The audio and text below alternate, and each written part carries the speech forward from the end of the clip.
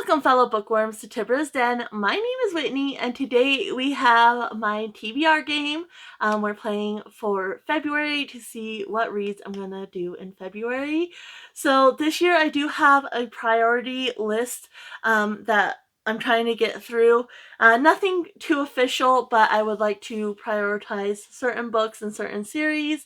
I actually went ahead and put the series in this little owl here. And Chris at Chris's Corner does this, and I thought it was a really good idea, where she pulls three series at the beginning to see what series she's going to continue them for the month, and then see if she can work them into her game at all. So I'm going to go ahead and do that now. I think I'm going to pull 2 because I didn't do this for January. I only have 10 series, but obviously there's multiple books in the series, so I definitely want to get, a jump on it. So I think I'm going to pull 2 since I didn't do it for January, and let's go ahead and see what we get. So we got 1, and then I'll probably actually print these on paper because it makes them a little easier to read. So the first one that we are going to be reading is going to be, yes, okay, so we got Throne of Glass. So when I go through my books, I'll show you which one I'm on in that series, and hopefully I can work it into my game. And then the other series I'm going to be reading is another one that I need to continue, and that's the Scholomance trilogy, or the Scholomance trilogy. So again, I'll show you which book I'm on in that one at the end when I go through all the books. I also have my Genre-a-thon book that I'm going to try to work in as well. And we'll just talk more about all that when we get to the end. I'm choosing my books. Let me go ahead and get my board set up. And we'll get to gameplay. These will go back in the jar since there's multiple books I do need to read for them. So they're going to go back in the jar, and yeah, I'll be right back with the gameplay. Alright, so we do still have 2 rewards from last year. These allow me to forgo a Hunny Jar prompt if I don't want to fulfill it for whatever reason. So we do still have those 2. And then just a reminder, we did roll Owl last time, so if we get Owl again, we can choose to re-roll. Otherwise, 1 is Christopher Robin, which is a coming of age or middle grade. 2 is Pooh Bear, which is a classic or comfort read. 3 is Piglet, which is an auto by author or reread. 4 is Rabbit, which is a free choice. 5 is Owl, which is a memoir, biography, or any type of nonfiction. 6 is Tigger, which is lighthearted or fast-paced. 7 is Eeyore, which is literary or dystopian. And 8 is Kanga and Rue, which is a manga, graphic novel, or children's book. These are the genres for the different colors, but they're not very important this year. It's more a guideline, but the Hunny Jar prompt is the most important. So blue is sci-fi, yellow is historical, green is fantasy, red romance, orange mystery, thriller, or horror. Purple is any genre, and I do not have to pull a Hunny Jar prompt. And then black, I move forward 3 spaces, use that genre, and I have to pull 2 Hunny Jar prompts. So that is that. Let's go ahead and see which character I'm going to get. 7. I twisted it funny. So 7 is Eeyore, which is a literary or dystopian novel. Let me go ahead and get the board set up, and I'll be right back. All right. Let's see here. So let's see. And just a reminder, I moved 2 spaces for every color except purple and black. And so yeah, let's go ahead and see what we get. So first one is, and the lighting's really bad, that is a red, so that's romance. And we go 1 and 2. So I need a romance that fulfills the prompt of, let's do this one here. Okay, this is a nice one. So it's a bookworm, and I just need to reread a romance. All right, pull 2. Let's do this one. Okay, that is a green, so that's a fantasy. I'm going to go 1 and 2. So a fantasy that fulfills the prompt of, Let's do, sorry. Grab one. Okay. So undercover or disguise. All right, next. Do this one. Okay, another green. Do and do. So this fantasy needs to fulfill the prompt of, let's do one of these in here. Okay, so it needs to be a spring themed fantasy. Next, let's do this one. Okay, that is another red. So 1 and 2. And this one actually we crossed the bridge. And so that means since it's a special square, it does not need to try to be a romance. It can be any genre that fulfills the prompt of, okay, a misleading antagonist.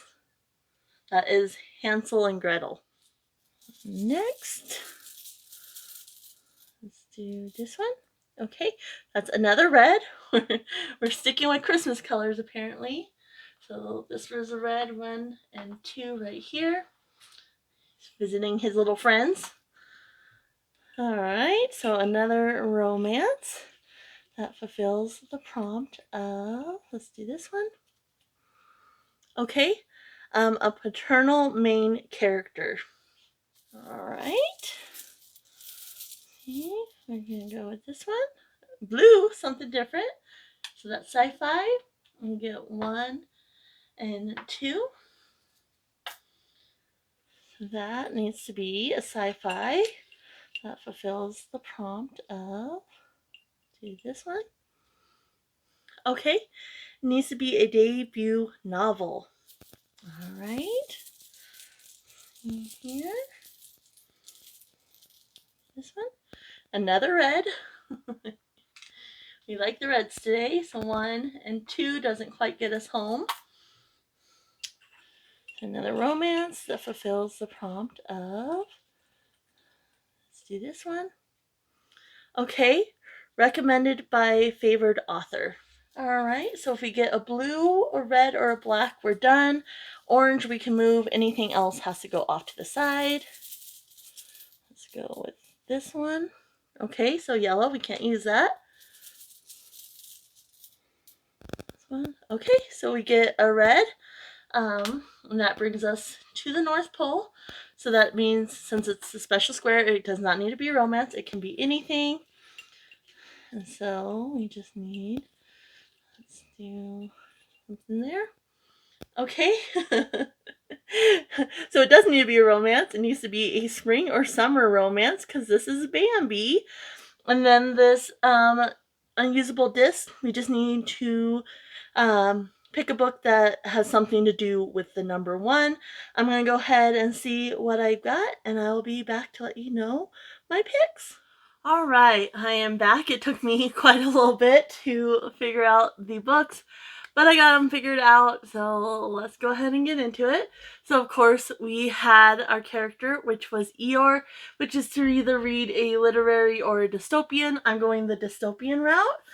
And I'm going to be reading The Road by Cormac McCarthy. I've had this for a little while now and have wanted to read it. And so, perfect opportunity to get this on. So it says, the searing post-apocalyptic novel destined to become Cormac McCarthy's masterpiece.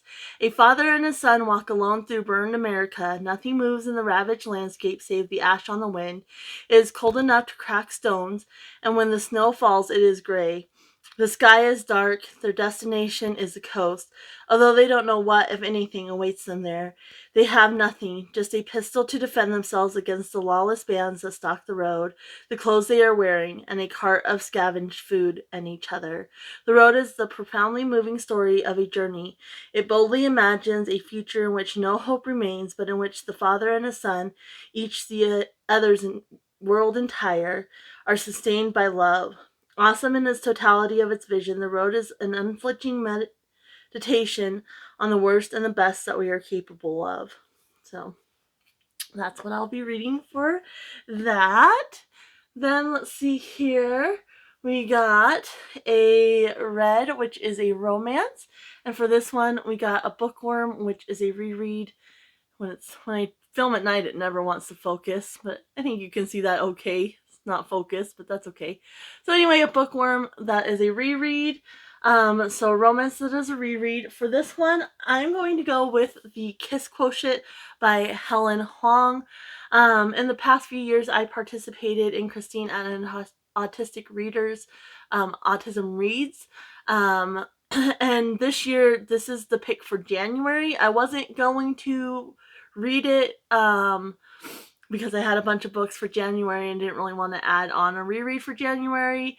But since this prompt came up, I'm going to go ahead and just read it in February instead of reading it in January. You can see I tabbed it up when I read it the first time, so it'll be nice to reread this and kind of revisit my thoughts on it. So this one, you have Stella Lane comes up with algorithms to predict customer purchases, a job that has given her more money than she knows what to do with, and way less experience in the dating department than the average 30-year-old. It doesn't help that Stella has Asperger's, or that French kissing reminds her of a shark getting its teeth cleaned by pilotfish. Her conclusion, she needs lots of practice with a professional, which is why she hires escort Michael Fan. With the looks of a K-drama star and the martial art moves to match, the Vietnamese Swedish stunner can't afford to turn down Stella's offer. And when she comes up with a lesson plan, he proves willing to help her check off all the boxes, from foreplay to more than missionary positions. Before long, Stella not only learns to appreciate his kisses, but to crave all the other things he's making her feel. Their no-nonsense partnership starts making a strange kind of sense, and the pattern that emerges will convince Stella that love is the best kind of logic. And Helen Hoang is an autistic author. I'll, of course, leave Christine's channel down below. And just a note, it depends on where you are and such, but generally Asperger's is frowned upon, using that phrase because of the connection to Hans Asperger from Nazi Germany. So just a side note on that always kind of irks me, but I know some places still use that. So anyway, I'm excited to give this a reread. Then next, we got a green, which is a fantasy. And for this one, we got Cinderella. And so it was to be undercover or disguised. It's not going to focus, guys. I'm sorry. When it's this late at night, it just, because of the light and the glare, it won't focus. But anyway, so undercover or disguised fantasy. I decided to go with Crown of Midnight by Sarah J. Maas because Selena is an assassin. And she's kind of keeping her identity is kind of known to some, but she's overall kind of keeping like her allegiances and everything kind of secret. And so, she's not fully forthcoming and upfront. So this is actually the second book in the series, but I did read the prequel novella collection, The Assassin's Blade, which I had like 5 prequel novellas. And then, of course, the first one, Throne of Glass. So Selena is an assassin, and in Throne of Glass, she's in prison. But she gets pulled out to participate in a competition to become the king's assassin, essentially. All kinds of things ensue, and so this is following those events.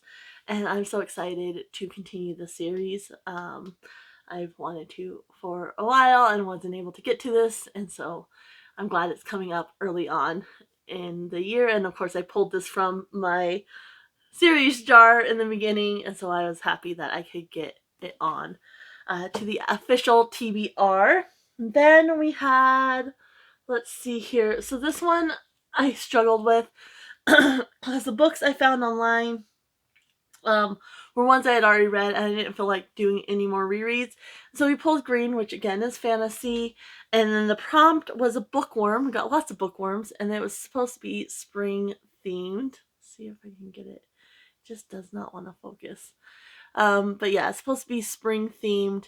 And I was just struggling to find a fantasy that was spring themed. And of course, the honey jar prompt is the most important part, but there was just nothing I was really feeling otherwise. And so I decided to go ahead and use a reward to forego the honey jar prompt, so that will go back in the jar, which bookworms always do anyway.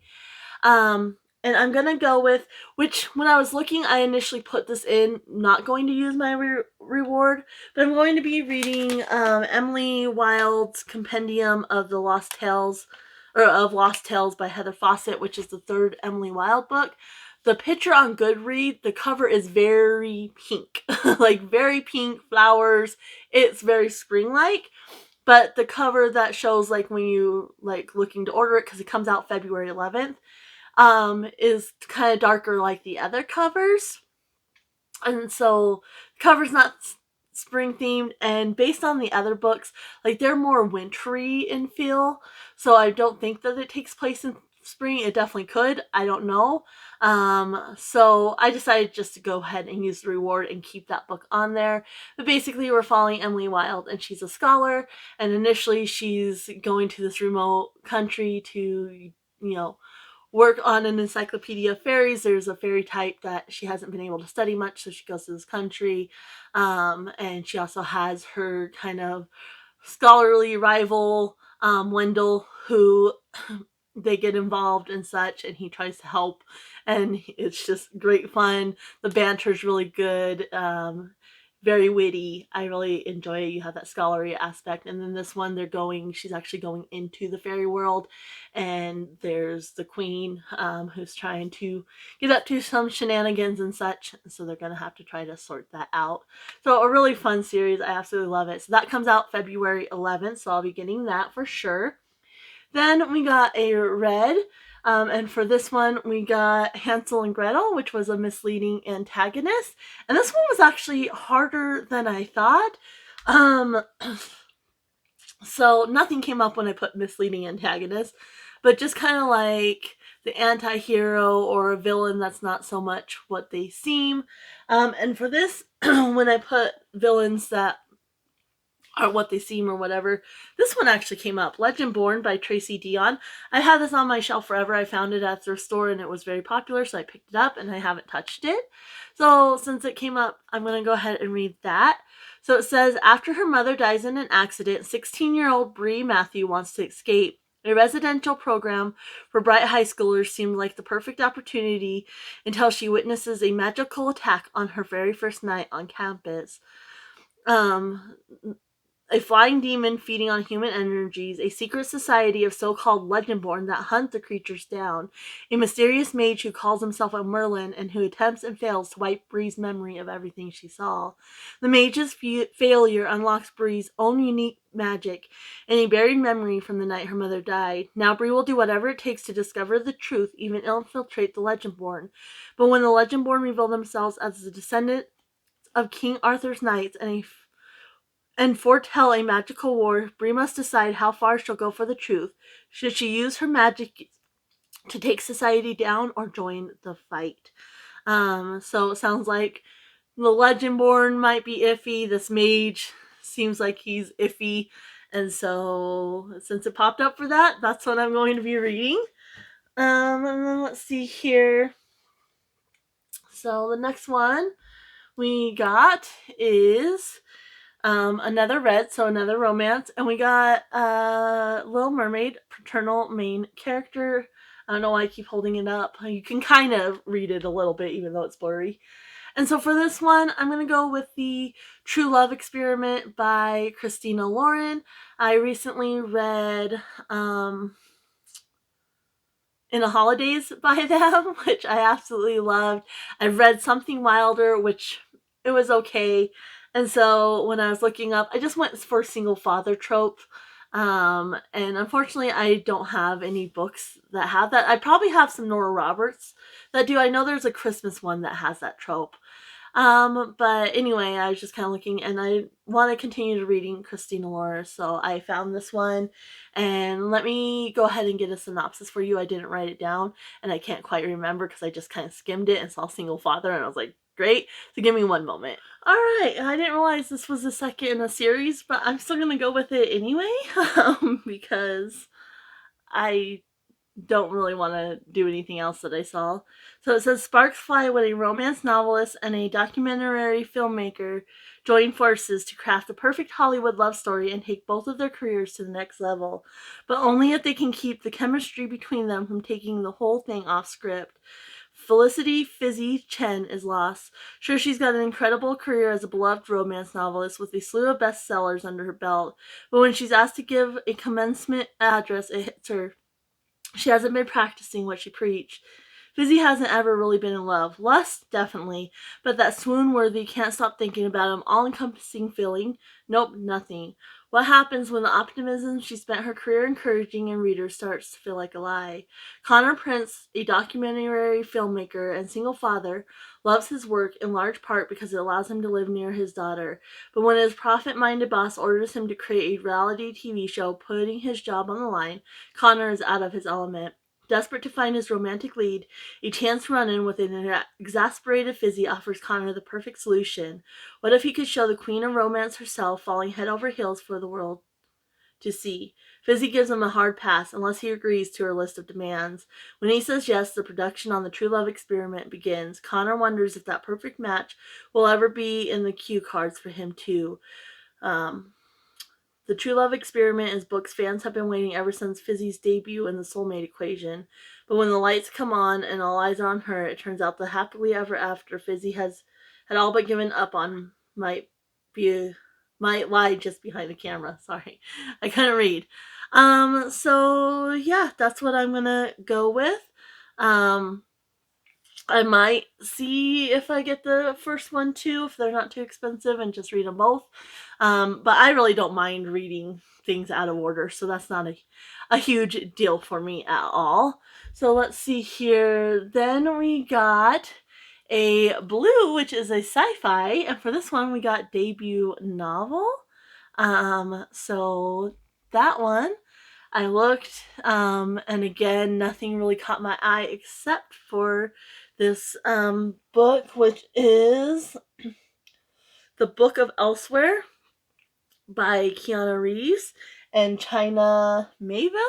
So, I've been interested in this because I like Keanu Reeves, and so I thought, you know what, like let's go for that one because it is his debut. So it says, I looked it up and it says that I think he has like some like graphic novel books, Berserker it looks like, um, but this is his first like novel. So let's see what it says here that it's about. So it said, she said we needed a tool, so I asked the gods. There have always been whispers, legends, the warrior who cannot be killed, who's seen 1,000 civilizations rise and fall. He has had many names. You knew Child of Lightning, Death himself. These days, he's simply known as B, and he wants to be able to die. In the present day, a U.S. Black Ops group has promised him they can help with that, and all he needs to do is help them in return. When an all-too-mortal soldier comes back to life, the impossible event ultimately points toward a force even more mysterious than B himself. One at least as strong, and one with a plan all its own. A mind-blowing epic of ancient powers, modern war, and an outcast who cannot die combines Mieville's singular style and creativity with Reeves' haunting and soul-stirring narrative, unlike anything these two genre-bending pioneers have created before. And it's inspired by the world of the Berserker comic books. So he's done the comic books, but this is the actual debut novel. So that's what I'm going with there. And then we have another red, and this one was recommended by favorite author.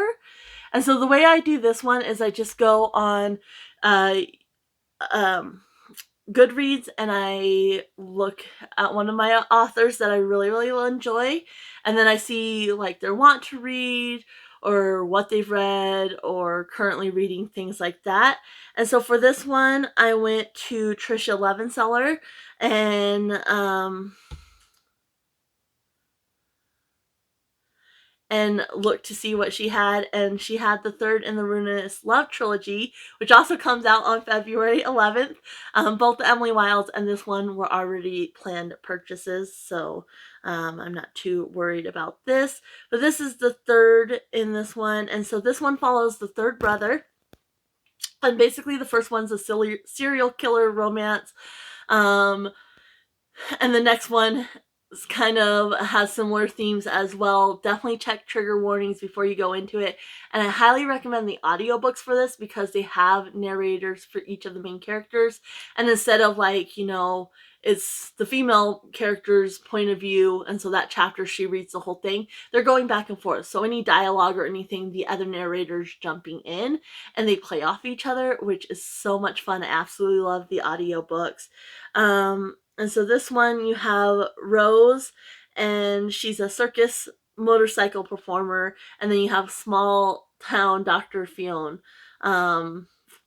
And yeah, it's their story now, and I can't wait for it. I'm not sure what trigger warnings are for this one, but like I said, the whole series, definitely check trigger warnings. It's not for the squeamish, that's for sure. But the humor and the banter is a lot of fun. She really lightens it up, like the heavier themes and whatnot. So. Then we had one unused disc, which we're not going to worry about right now. We'll get right back to it.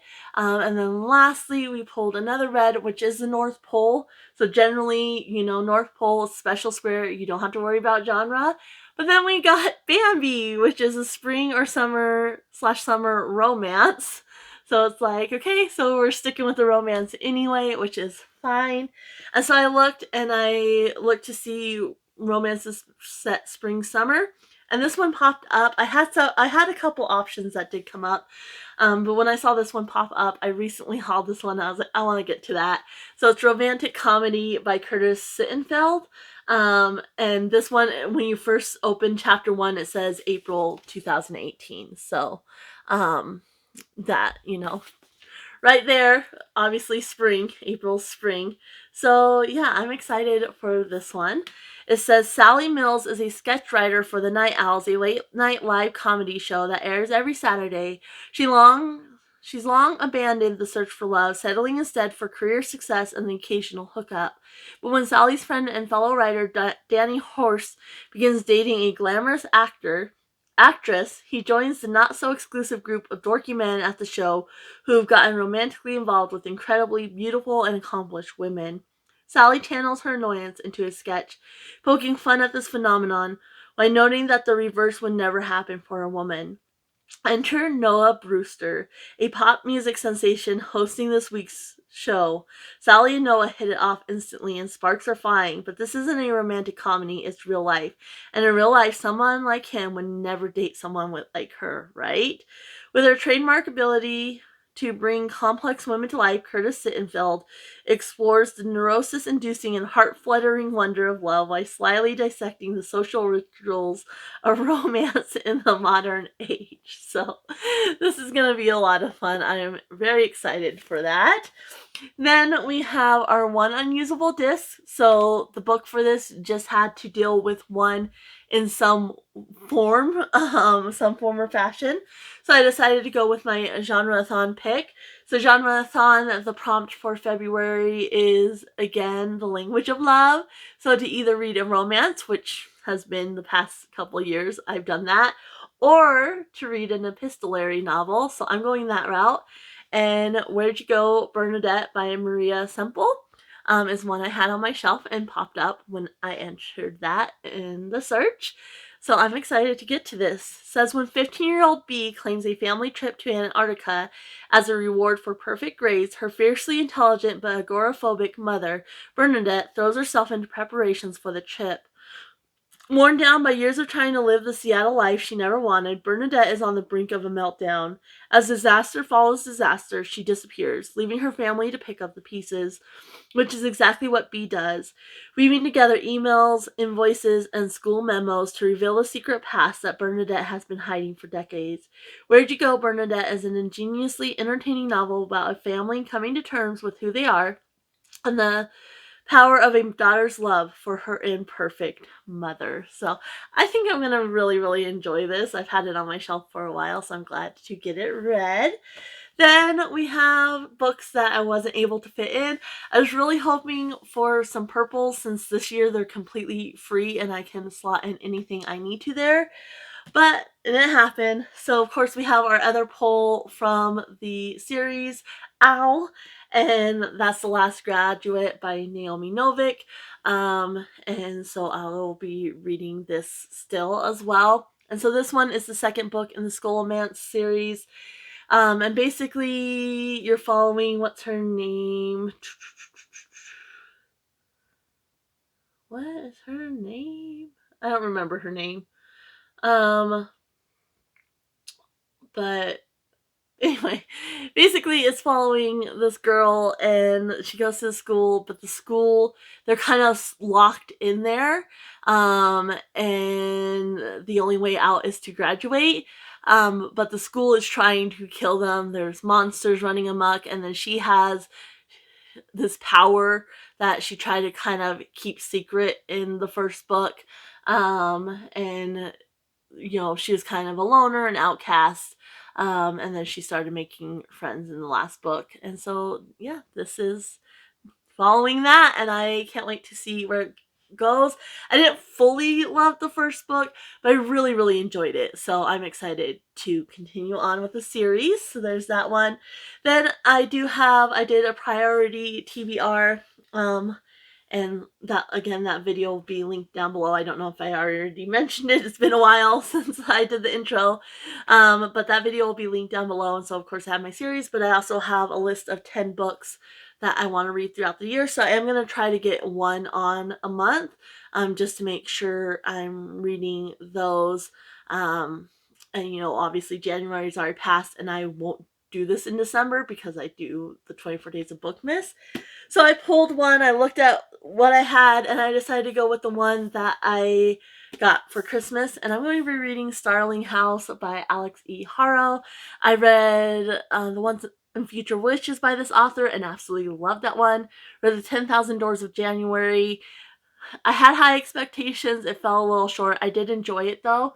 And this one seems right up my alley.